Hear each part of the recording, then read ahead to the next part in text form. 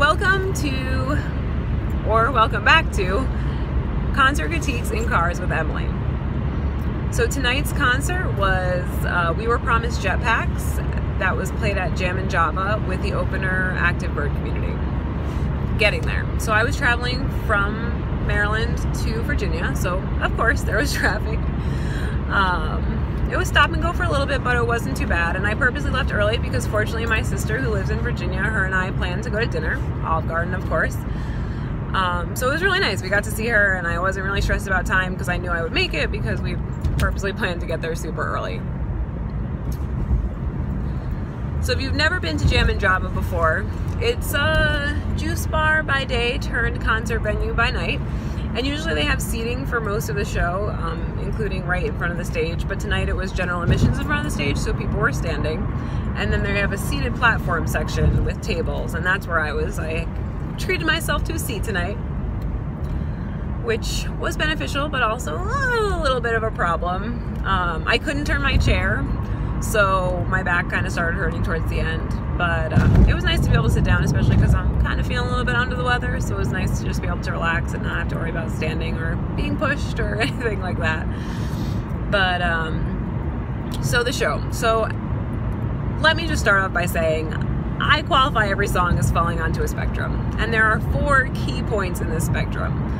The end of one spectrum is what I call background noise. That is a song I am actively or not so actively trying to tune out because I either don't like it or it's just not that good. Then moving further into this spectrum is thinking music, right? This is music that I just like am enjoying, but my mind's kind of wandering, so all of a sudden I'm thinking of all these like crazy either good ideas or random things, and it's like, whoa, that's so crazy. And I do really enjoy thinking music, but sometimes it's just I'm too distracted with my own head that I can't really like listen to the lyrics of the song that's playing. Then further on that spectrum is listening to the lyrics, right? So that's like when I really enjoy a song and I'm like, oh wow, this is good. Like I think I should like listen to this and pay attention to this because I like it.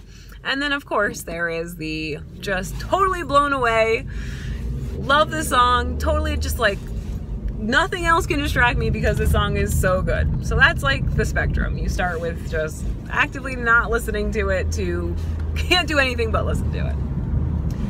So for Active Bird Community, they had one song that totally blew me away. Just loved it. It was their second to last song. It was upbeat. It had very like quick short notes, which as my first episode of this said, I love that. So it was really good. I really, really enjoyed that. So yeah, that was definitely a nice, good, positive thing. And then the rest of their songs were pretty good. They fell in between that. Wanted to pay attention and kind of like learn the lyrics and like good thinking music. So I really did enjoy them. I'm definitely going to have to check them out. And of course they're from New York, so that definitely makes them even cooler in my book. But yeah, so it was really exciting. I'm really excited to check them out, and they did a great job. And the one guitarist was so incredibly energetic. It was so great to see him. He was bouncing around the stage, and you know, openers don't have a lot of room on the stage, so the fact that he was really trying to be like super energetic and active, I definitely appreciated. It was really great. Check them out. They're very good. So now let's get to We Were Promised Jetpacks. I have so been looking forward to We Were Promised Jetpacks for so long. About 2 years ago, they came to a sold-out show, and the day before their concert, I found out about them and wanted to go.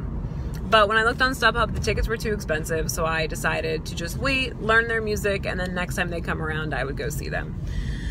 Well, I went to go see them the next time they came around. That was tonight.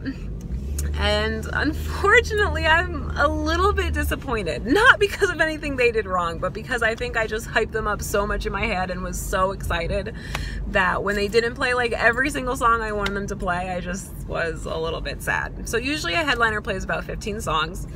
And so you figure, okay, they hadn't released any new music yet, so you knew this wasn't like a new album and I couldn't have listened to the songs and got familiar with them. So you figure they're gonna play maybe 2 to 3, sometimes 4 new songs. So that's 4. And then you figure they play 1 or 2, like pull out of the hat, just like pick a random old song that everyone knows, but they're like, they're never gonna play this song.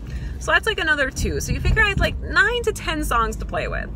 So for the whole past like week and a half, I've been listening to nothing but them on YouTube and nothing but them when I go running in the morning. So I was like so pumped, and I thought that I knew like at least like 10 of the songs that were going to be played, and I was really looking forward to it.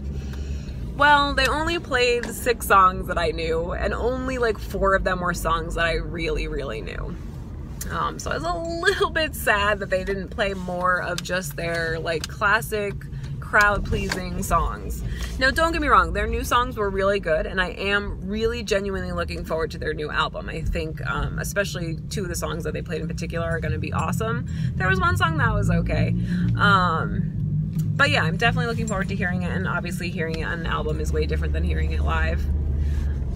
So that will be something to definitely look forward to. They said by the end of the year, so who knows. But yeah, so overall, I'm gonna give this show, unfortunately, because I just can't get over it in my own head, I'm giving this one a 6. You know, traffic was not the best, and then having the seat where my back hurt and I couldn't really turn the chair, and then unfortunately just, yeah, like not playing the crowd pleasers. And when they played the crowd pleasers, they were so good. So that's why I just don't understand why they didn't do more of that. Like the whole crowd was so excited to hear the, you know, few songs that everyone knew. So the fact that they just didn't play more of that just broke my heart a little bit. Definitely a great show. Super excited to see them in the future, and hopefully they will come back sooner than later, and when their new album's released, maybe in a bigger venue too.